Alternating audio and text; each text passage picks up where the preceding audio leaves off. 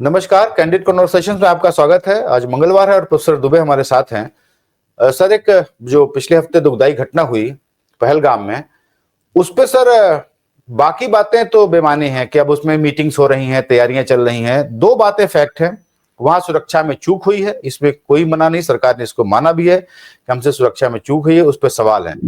अब दो तरीके की लड़ाइयां सर, एक तो पाकिस्तान का क्या इलाज हो, पाकिस्तान पे सरकार कुछ डिप्लोमेटिक तरीके से कुछ कुछ काम कर रही है, इंडस वाटर ट्रीटी को सस्पेंड कर दिया गया है, इन अबेयंस डाला गया है, कुछ और भी छोटे मोटे मेजर्स हैं, कुछ यूट्यूब चैनल बंद कर दिया गया है। लेकिन जो इस समय सर जनता में गुस्सा दिख रहा है, जो आप लोग सोशल मीडिया पे जो लिख रहे हैं, वो एक कुछ डिसाइसिव मांग है देश की कि पाकिस्तान का कुछ एक परमानेंट इलाज हो। कोई जरूरी नहीं कि वो जंग छिड़ी जाए, लेकिन कुछ एक बात हो कि नहीं अब ऐसा नहीं होगा आगे। हर बार ये होता है कि हाँ ये हो गया, इतने लोग मर गए, अब हम ये कर देंगे, लेकिन वो फिर से वही होता है, उसका कोई परमानेंट सोल्यूशन निकल नहीं पा रहा है। मेरा यह है कि अगर जंग नहीं, बैठ के टेबल पे बात करनी हो तो वो भी किया जा सकता है, लेकिन इसका अक्सर कोई सोल्यूशन तो निकालना पड़ेगा। लेकिन अब सर दूसरी फाइट है जो है वो पॉलिटिकल परसेप्शन की है। मोदी सरकार ऐसा लग रहा है कि वो परसेप्शन भी फिलहाल हारती हुई दिख रही है, क्योंकि जनता में जो भाजपा समर्थक है उनमें भी एक वो है कि यार अभी तक कुछ हुआ नहीं है, 8 दिन हो गए हैं, ये कुट्टी कुट्टी खेल रहे हैं मोदी जी। इस पे सर आपको लगता है कि ये परसेप्शन, इस लड़ाई की परिणति कहां होने जा रही है? अल्टीमेटली मोदी जी कुछ करेंगे या ऐसे ही लिपापोती करके बस हो जाएगा, धीरे धीरे लोग भूल जाएंगे? देखिए, जिस चीज को आप परसेप्शन की लड़ाई कह रहे हैं, उसके दो हिस्से हैं। एक हिस्सा यह है कि देश की जनता में किस प्रकार का माहौल बन रहा है, देश की जनता क्या समझ रही है, उसकी समझ किस तरीके से बन रही है, सरकार की क्या सरकार अपनी जिम्मेदारियां निभा पा रही है या नहीं निभा पा रही है। दूसरा यह है कि पाकिस्तान के साथ में परसेप्शन की लड़ाई को लेकर एक तरह की सरकार की प्रतियोगिता है। पाकिस्तान के जो उप प्रधानमंत्री हैं इशाक डार, उन्होंने अपनी प्रेस कॉन्फ्रेंस में साफ तौर पे ये चैलेंज फेंका था कि हम परसेप्शन की लड़ाई में जीत गए हैं। यही शब्द थे उनके, आप इनको इन्वर्टेड कॉमा में भी कह सकते हैं। उन्होंने कहा है कि हम परसेप्शन की लड़ाई में जीत गए हैं भारत के मुकाबले। यानी हम संयुक्त राष्ट्र में हमने अपनी जीत हासिल की है। मतलब संयुक्त राष्ट्र में जो एक प्रस्ताव था, उस प्रस्ताव में TRF, द टेररिस्ट फ्रंट नामक संगठन का नाम था उसके अंदर, संयुक्त राष्ट्र सुरक्षा परिषद में। तो वो प्रस्ताव अमेरिका ने ड्राफ्ट किया था, अमेरिका का मसवदा बनाया था। और जब उस मसवदे को रखा गया तो फिर पाकिस्तान ने अमेरिका के साथ में उस पर एक तरह की वार्ता करनी शुरू की। और पाकिस्तान का अनुरोध ये था कि किसी तरीके से इसमें से TRF का नाम हटा दिया जाए इसके अंदर से। तो वो अमेरिका और पाकिस्तान के बीच में काफी जद्दोजहद इस बात को लेकर चली, और आखिरकार पाकिस्तान अमेरिका को ये समझाने में कामयाब हो गया कि TRF का नाम उसमें से हटा दिया जाए। और पाकिस्तान, अमेरिका ने उस प्रस्ताव में से TRF का नाम हटा दिया। तो TRF का फुल फॉर्म क्या है? The terrorist front. ये संगठन क्या है? ये संगठन बहुत लंबे अरसे से कश्मीर में सक्रिय है। जो भारत के पूर्व थल सेना अध्यक्ष हैं MM नरवाने, उन्होंने 2021 में कहा था कि TRF को द टेररिस्ट फ्रंट कहने की बजाय टेरर रिवाइवल फ्रंट कहा जाना चाहिए। यानी जी, उन्होंने कहा था कि ये द टेररिस्ट फ्रंट कहने की बजाय टेरर रिवाइवल फ्रंट कहना चाहिए, क्योंकि इसके जरिए लश्कर तैयबा का फ्रंट ऑर्गेनाइजेशन है ये। लश्कर तैयबा कश्मीर के अंदर दोबारा आतंकवादी गतिविधियों की शुरुआत करना चाहता है, उसकी पूरी योजना ये है। TRF के साथ एक और संगठन सक्रिय है वहां पर, उसका नाम है पीपुल्स एंटी फासिस्ट फ्रंट। इसको आप PAF कह सकते हैं, PAFF कह सकते हैं इसको।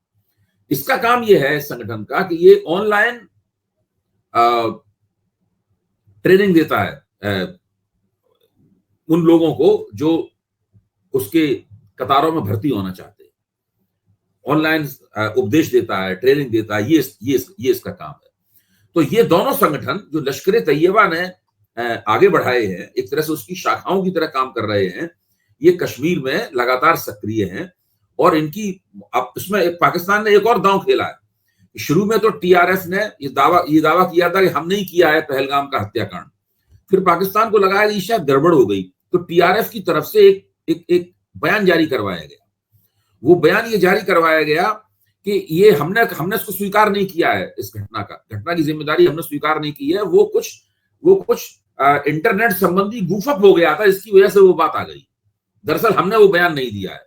तो टीआरएस ने अपना हाथ पीछे खींच लिया। तो ये सारी की सारी पेशबंदी पाकिस्तान बहुत होशियारी के साथ कर रहा है अंतर्राष्ट्रीय मंच के ऊपर, ताकि वहां पर भारत के साथ में भारत जो कहेगा उसका पूरा खंडन किया जा सके और भारत के कोर्ट में भारत के पाले में गेंद फेंकी जा सके। तो इस तरह परसेप्शन की लड़ाई दो तरफ चल रही है। एक तरफ पाकिस्तान के साथ अंतर्राष्ट्रीय बिरादरी में भारत को परसेप्शन की जंग जीतनी है, और दूसरी तरफ भारत की जनता के बीच में सरकार को परसेप्शन की जो होड़ है उसमें अपनी गोटी लाल करनी है। और ये दोनों काम बहुत मुश्किल है, क्योंकि पाकिस्तान एक कमजोर देश है, एक फेल्ड नेशन है, लेकिन काफी चालाक राष्ट्र है। वहां के हुक्मरान जो है वो कम से कम इस क्षेत्र में बहुत चालाक है कि वो संयुक्त राष्ट्र में कैसे काम करना है, वहां किस तरह वक्तव्य देना है। अब हमको बहुत उम्मीद थी कि जो ट्रम्प साहब हैं वो इस मामले में पूरी तरीके से भारत का साथ देंगे और थोड़ा पाकिस्तान को थपड़ाएंगे भी, पाकिस्तान को डांटेंगे भी। उन्होंने ऐसा कुछ नहीं किया। उन्होंने कहा I am close to India, I am close to Pakistan and they will settle the thing somehow they will find a way or the other। उन्होंने कह दिया वो अपना कोई रास्ता निकाल लेंगे। उन्होंने कहा, इसका सीधा मतलब ये है कि वो इस मामले में कोई भारत की कोई बड़ी तरफदारी करने के लिए तैयार नहीं है। तो ये सारी चुनौतियां भारत सरकार के सामने हैं। हमें उम्मीद है कि हम उम्मीद व्यक्त करते हैं कि भारत सरकार इन चुनौतियों का सफलतापूर्वक सामना करेगी, क्योंकि इस मामले में हम सब लोग भारत सरकार के साथ हैं, लेकिन चुनौतियां बहुत बड़ी। जी सर, साथ देने की बात से याद आया कि कांग्रेस ने सर एक समझदारी का स्टैंड लिया। मैं कहूंगा हर बार की तरह किसी भी विपक्ष की तरह से उन्होंने हमला नहीं बोला सरकार के ऊपर, जवाब नहीं मांगा, तुरंत ये नहीं कहा कि आप इस्तीफा दे दीजिए। उन्होंने बड़ा ही सधा हुआ अपना एक स्टैंड लिया। ऑल पार्टी मीटिंग में गए, उन्होंने कहा कि आप जो भी करिएगा हम आपके साथ हैं, आप लेकिन कुछ करिए। और वो मुझे लगता है कि ज्यादा परेशानी में डाल रहा है इस समय मोदी सरकार को, क्योंकि कांग्रेस ने अभी कहा कि हम मेरी और बड़े नेताओं से बात हुई, उन्होंने कहा कि हम लोग सरकार को घेरेंगे, लेकिन उसका समय अलग होगा, उसका स्थान अलग होगा। अभी ये मौका नहीं है, अभी हम सरकार को फ्री हैंड दे रहे हैं कि आपको जो करना है वो करिए। मैं कांग्रेस की इस नीति के साथ हूं। मैं तो इस कांग्रेस की नीति की प्रशंसा करता हूं, क्योंकि ये नीति ऐसी है जिसमें कोई विपक्ष के विरोध में कोई मुहिम नहीं चलाई जा सकती। जिस तरह की विपक्ष विरोधी मुहिम पुलवामा के बाद चलाई गई थी, और वो उस तरह की मुहिम चलाना अब नामुमकिन हो गया। मुझे तो लगता है कि सरकार ने इसमें एक थोड़ी सी चूक कर दी है, भाजपा ने थोड़ी चूक कर दी है। भाजपा को चाहिए था कि इसमें वो विपक्ष के साथ बिल्कुल हेल मेल करते हुए चलती। सारे विपक्षी नेताओं को निमंत्रित किया जाता, जो सर्वदलीय समिति थी, उसके बाद उसकी एक बड़ी तस्वीर प्रकाशित होती, उसके अंदर नरेंद्र मोदी बीच में खड़े होते, अगल बगल गृह मंत्री और रक्षा मंत्री खड़े होते, और लेकिन वो तो ऑल पार्टी खड़े होते। मोदी जी तो ऑल पार्टी मीट में आए ही नहीं। वही तो मैं कह रहा हूं चूक कहां कर दी, चूक यही कर दी। और उसके बाद वो तस्वीर प्रसारित होती, प्रकाशित होती। वो तस्वीर तो भारत की आतंकवाद विरोधी और पाकिस्तान विरोधी राष्ट्रीय एकता का सबसे बड़ा प्रतीक बन जाती। इसके बाद में वो राहुल गांधी के साथ बैठ के एक प्रेस कॉन्फ्रेंस करते, और फिर संसद का एक विशेष सत्र बुलाते। जब जीएसटी सत्र बुला सकते हैं तो इसमें क्यों नहीं बुला सकते थे? विशेष सत्र बुलाते, और उस सत्र में सब लोग मिलकर, कुछ और बाकी बात नहीं होती, तो एक बड़ा प्रस्ताव पास, जैसे जम्मू कश्मीर असेंबली ने प्रस्ताव पास किया है, उसी तरीके से वहां एक बड़ा प्रस्ताव पास होता। जैसा ही अगर ऐसा होता ना, तो देश में जो तमाम गंदा संदा माहौल, मुसलमान विरोधी माहौल चल रहा है, एक जगह मुसलमान बिरयानी बेचने वाले को गोली मार दी गई, मतलब इस तरह की हरकतें भी हो रही है। एक एमएलए राजस्थान में मस्जिद में घुस गया और वहां जाके जयपुर में पोस्टरबाजी करने लगा। इस तरह की भी तमाम हरकतें चल रही हैं। ये सब हरकतें भी बैकफुट पे चली जाती पूरी तरीके से। सरकार यहाँ पे चूक गई। जी, मैं कह रहा हूँ सर, परसेप्शन की लड़ाई कल उमर अब्दुल्ला ने भी जीती, जो आप कह रहे थे कि उन्होंने असेंबली में प्रस्ताव पास किया, उनकी बहुत तारीफ हो रही है। आज देश के हर अखबार में उसकी लीड है जी। अंग्रेजी का हो चाहे हिंदी का हो, सबने पूरा फुल बैनर दिया है उसमें कि जो उमर अब्दुल्ला ने बात कही है, मतलब वो बात इस तरह की है कि हर एक के दिल को छू जाएगी बात। नहीं सर, जबकि देखिए उमर अब्दुल्ला के नियंत्रण में जम्मू कश्मीर पुलिस नहीं है, सुरक्षा बल नहीं है, कानून व्यवस्था उनके नियंत्रण से बाहर है। वो लेफ्टिनेंट गवर्नर के हाथ में है, मनोज सिन्हा के हाथ में है। उसके बाद वो खुद को जिम्मेदारी ले रहे हैं कि भाई मेरी जिम्मेदारी थी, मैं टूरिज्म मिनिस्टर हूं, मैं मुख्यमंत्री हूं, मैं वजीर आला हूं यहाँ का, और मैंने वायदा किया था, मैं अपने वायदे में फेल हुआ। तो वो इस तरह से बात पेश कर रहे हैं कि हमको केवल आधे अधूरे राज्य का मुख्यमंत्री मत मानिए, भले ही हमारे पास ये अधिकार ना हो, लेकिन मैं दरअसल अपने आप को पूरे राज्य का ही मुख्यमंत्री मानता हूं। ये जी उमर अब्दुल्ला ने एक तरह से बहुत दूरंदेशी की बात कही है। जी। सर, आइडियल कंडीशन तो ये है जो आप कह रहे थे कि भाई कि एक विशेष सत्र बुलाया जाता, ज्वाइंट पार्लियामेंट का सेशन होता, और उसकी मांग आज राहुल गांधी और खड़गे जी ने की है प्रधानमंत्री से कि आप जरूर जल्दी से जल्दी इसको बुलाइए। नो डाउट इसमें होगा तो भाई एक निंदा प्रस्ताव पारित होगा, आलोचना होगी पाकिस्तान की, भारत की आतंकवाद के विरोध एकजुटता दिखाई जाएगी। लेकिन सर, आपको लगता है कि ऐसी स्थिति में मनोदशा है प्राइम मिनिस्टर मोदी की कि वो आए और एक ज्वाइंट पार्लियामेंट सेशन बुलाएं और फेस करें विपक्ष को, जवाब दें कि कैसे हुआ ये, इसकी चूक कैसे हुई, क्योंकि बोलना तो पड़ेगा। मोदी जी इस मामले में संयुक्त संसदीय अधिवेशन बुलाने के मामले में पहले विपक्ष से बैठ के, जो आमतौर पर संसदीय कार्य मंत्री का काम भी होता है, वो बातचीत हो कि इस अधिवेशन को हम बुलाएंगे तो उसमें करेंगे कि इस अधिवेशन में कोई बहस नहीं होगी, इस अधिवेशन में सरकार को आड़े हाथों नहीं लिया जाएगा, उसकी सुरक्षा खामियों पे सरकार जितना चाहे उतना स्वीकार कर ले। जैसे जब आप जब आप सर्वदलीय बैठक में जितना स्वीकार कर सकते हैं उतना स्वीकार कर ले। विपक्ष कोई सरकार पे हमलावर नहीं होगा, वहां तो ऑपरेशन पाकिस्तान होगा, वहां पर ये संसदीय वहां पे फोकस होना चाहिए। अब देखिए पाकिस्तान की क्या स्थिति है, इस पर भी गौर करना ही होता है। वहां के जो रक्षा मंत्री हैं ख्वाजा आसिफ, उन्होंने कल प्रधानमंत्री शहबाज शरीफ को ये ब्रीफिंग दी है उन्होंने कि भारत किसी भी वक्त हमला कर सकता है। उन्होंने इनकर्जन या इंट्रूजन, इन दो शब्दों का इस्तेमाल किया है, इनकर्जन या इंट्रूजन शब्द, कभी भी हमला कर सकता है। ये वही ख्वाजा आसिफ हैं जिन्होंने एक दिन पहले स्काई न्यूज को इंटरव्यू देते हुए कहा था कि पाकिस्तान आतंकवाद को समर्थन देने का गंदा काम, गंदा खेल, डर्टी गेम पाकिस्तान करता रहा है, इसलिए पाकिस्तान का इस मामले में अंतरराष्ट्रीय रिकॉर्ड खराब है। कहने का मतलब था अब हम नहीं कर रहे हैं ये, लेकिन एक जमाने में हम ये करते रहे हैं, जब अफगानिस्तान क्राइसिस थी, जब रूस ने अफगानिस्तान के ऊपर कब्जा कर लिया था, वगैरह वगैरह, ये तमाम बातें उन्होंने स्वीकार की हैं इस बात को लेकर। तो इसका मतलब है कि पाकिस्तान के, इन्होंने ये मान लिया है कि पाकिस्तान के कहीं ना कहीं आतंकवादी जो इदारे रहे हैं उनके साथ पाकिस्तान का ताल्लुक रहा है, पाकिस्तान उनके साथ गुथा हुआ रहा है, ये बात तो उन्होंने स्वीकार कर ली है। तो इस वक्त पाकिस्तान के अंदर कहीं ना कहीं इस बात को लेकर बहुत ही खौफ है और अंदेशे हैं कि पता नहीं क्या होगा। मतलब वो भी सोच रहे हैं कि किस प्रकार का हमला होगा, क्योंकि ये भी उनको भी लग रहा होगा कि अब ये बालाकोट स्ट्राइक या उड़ी स्ट्राइक जैसा काम नहीं है, ये उससे कुछ अलग तरह की बात होने वाली है। जी सर, मेरे दो सवाल हैं। ये कहना, रक्षा मंत्री का ये कहना कि अपने प्रधानमंत्री को ये रिपोर्ट देना बहुत गंभीर बात है। जी, मैं कह रहा हूं सर, मेरे दो सवाल है। जो बात वो इनकर्जन की कह रहे हैं, वो इनकर्जन की बात इसलिए कह रहे हैं कि हम लोग, कल हमने भी अपने शो में डिमांड किया कि ये बहुत ही बेहतरीन समय मोदी जी के लिए अपना पीओके वापस लेने के लिए। सारी ट्रीटीज तोड़ी जा रही हैं, इंडस वाटर ट्रीटी तोड़ दी गई है, शिमला समझौता तोड़ दिया गया पाकिस्तान की तरफ से। अब हम लोग यूएन का रेजोल्यूशन भी भूल जाएं, और ये बिल्कुल सही समय है, पूरा देश साथ है मोदी जी के कि आप पीओके को वापस ले आइए, और कोई रास्ता नहीं है, इससे कम में देश ठंडा बैठेगा नहीं। और इस समय सर, आपकी बात सही है, आप पूरी बात कर लीजिए। मैं कह रहा हूं सर, इस समय जो यूएस भी, जैसे यूएस ने भी भाई पल्ला झाड़ लिया है, हमसे अब कोई मतलब नहीं है। चाइना हो सकता है पाकिस्तान का सपोर्ट करे तो करे, लेकिन इस समय अगर थोड़ी हिम्मत दिखाए मोदी जी, तो हम लोग पीओके को वापस ला सकते हैं। देखिए, हिम्मत दिखाना, मेरे ख्याल से हिम्मत की कमी नहीं है सरकार में, क्योंकि सरकार का राजनीतिक भविष्य भी उसके ऊपर निर्भर है, हिम्मत तो उसे दिखानी पड़ेगी। लेकिन अब आप दिक्कत क्या है समझिए आप इस बात की। पीओके वापस लेने के लिए आपको एक फुल स्केल वॉर लॉन्च करना पड़ेगा, फुल स्केल वॉर, पूरा युद्ध जो है ना बाकायदा, और वो युद्ध थल सेना और वायुसेना द्वारा लड़ा जाएगा मुख्य तौर पर। अच्छा, थल सेना की हम लोगों की जो स्थिति है अभी भी हम जनरल बख्शी की वो दहाड़ सुन रहे हैं, वो चीख चीख के टीवी पे कह रहे थे कि हमने 1,80,000 तो सैनिक हमने भर्ती ही नहीं किए हैं, मतलब हमारे पास फौजियों की भी कमी है। दूसरी तरफ हमारे वायुसेना अध्यक्ष कह चुके हैं कि हमारे पास 1,000 विमानों की कमी है, युद्धक विमानों को, लड़ाकू विमानों की कमी है।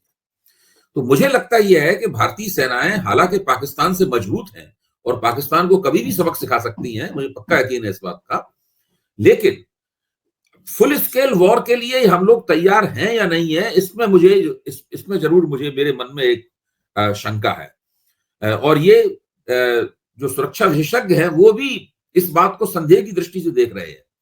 दूसरे, क्या हमारी अर्थव्यवस्था इस स्थिति में है कि एक फुल स्केल वॉर जो है ना वो झेल सके?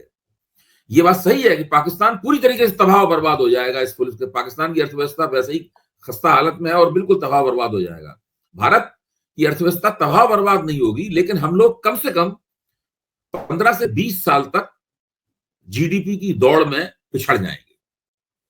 तो ये बहुत सी बात। और दूसरे, जब तक, जैसे ही Bharat full scale war launch करने की तरफ जाएगा, फुल स्केल वॉर लॉन्च करने का मतलब ये है कि हम जो जिस जमीन को पाकिस्तान अपना कहता है, हम कहते हैं कि ये अनधिकृत कब्जा है पाकिस्तान का, जब बात ये होगी उस जमीन पर हम कब्जा करने के लिए जा रहे हैं, उस वक्त कोई गारंटी नहीं है कि जिन अंतरराष्ट्रीय शक्तियों को हम अपने साथ हम चाहते हैं हमारे साथ वो क्या रुख अख्तियार करेंगे। उसके लिए पहले बहुत बड़ी अंतरराष्ट्रीय स्तर पर पेशबंदी करनी पड़ेगी। ट्रंप साहब मान लो उसके खिलाफ बयान दे दिया तो हम लोग फिर बहुत उस चक्कर में फंस जाएंगे उसमें, क्यों ट्रंप ये कह ही चुके हैं कि हम अमेरिका पाकिस्तान के भी क्लोज हैं। मान लो ट्रंप ने इस सवाल के ऊपर पाकिस्तान का साथ दे दिया, चीन पहले से ही पाकिस्तान के साथ है। अभी सुरक्षा परिषद में जो राजनीति हुई उसमें चीन ने पाकिस्तान को समर्थन दिया है, इसी प्रस्ताव के ऊपर, इसका मैंने अभी जिक्र किया। तो मामला जो है ना वो काफी जटिल है और नाजुक भी है साथ में।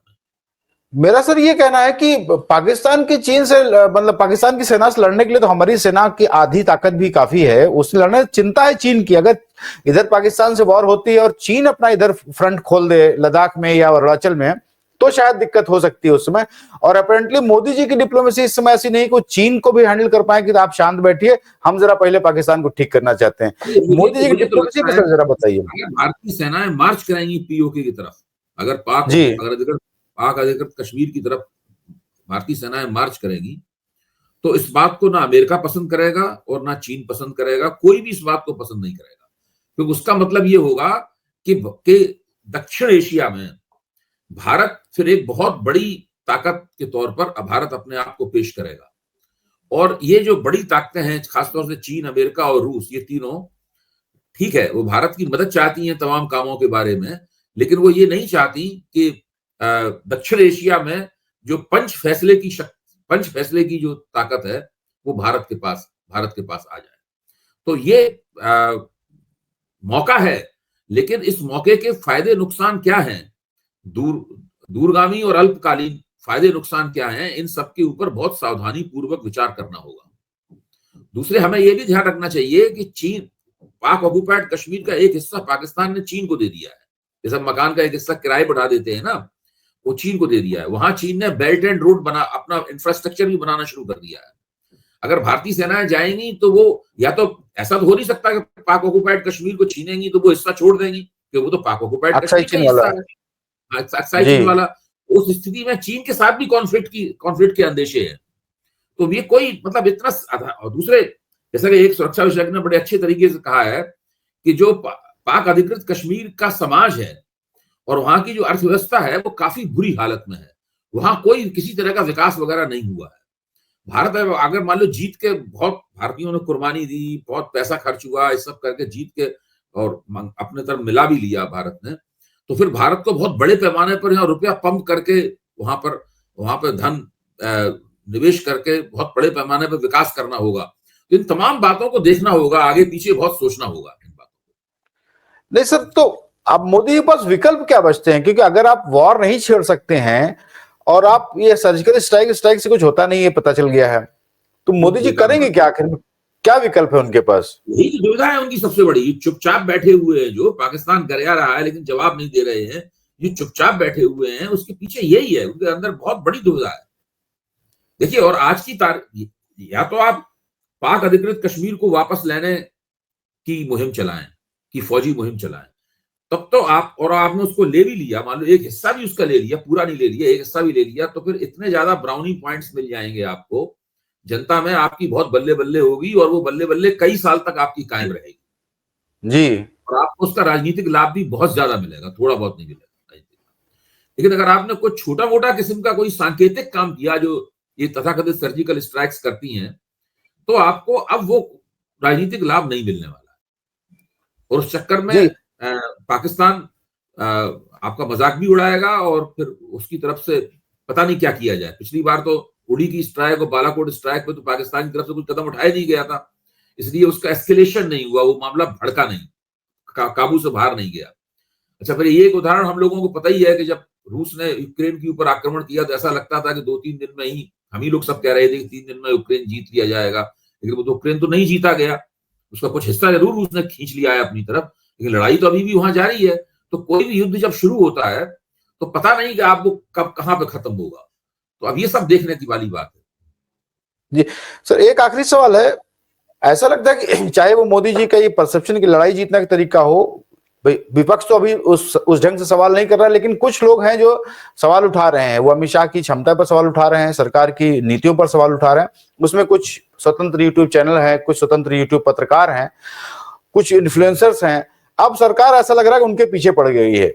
उन्होंने एक डॉक्टर मेडुसा है, उनके ऊपर एफआईआर कर दी, एक नेहा सिंह राठौर उनके ऊपर एफआईआर कर दी है, एक बड़ा सोशल मीडिया का चैनल बंद कर दिया गया है। ये सर जो मोदी जी करते हैं कि अभी सर्जिकल स्ट्राइक अपने देश में ही करने लग गए हैं कि सवाल मत पूछो मुझसे, ये सर क्यों हो रहा है, ये क्यों करते हैं ये? भाई देखिए, जो असहमति के स्वर हैं, जो प्रतिरोध के स्वर हैं, जो आलोचना के स्वर हैं, उनको दबाने का मौका हमेशा सरकार ढूंढती रहती है।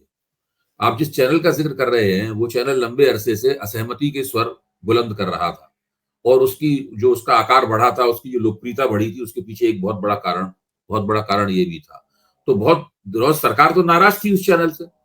अब उसे यहाँ पर राष्ट्रीय सुरक्षा के नाम पर मौका मिल गया तो उन्होंने ये कदम उठा लिया। जाहिर है कि इन चीजों को मेरे ख्याल से चैनल द्वारा चुनौती दी जाएगी, और चुनौती दी भी जानी चाहिए। दूसरी जगहों से भी प्रतिरोध का स्वर बुलंद किया जाना चाहिए कि अगर इस तरीके से किया गया। आप नेहा सिंह राठौर हैं, तो उनका जब हमने देखा वीडियो, जिस वीडियो पे आपत्ति है, तो मुझे तो उसमें ऐसा कुछ भी नहीं लगा कि उसमें आपत्तिजनक है। उसके अंदर वो तो बिल्कुल ठीक लगा। भाई कौन जिम्मेदार, जब सरकार सर्वदलीय मीटिंग में स्वीकार कर सकती है कि सुरक्षा में चूक हुई है, तो उसमें अगर कोई व्यक्ति सुरक्षा में चूक का जिम्मेदार है तो वो देश का गृह मंत्री जिम्मेदार है।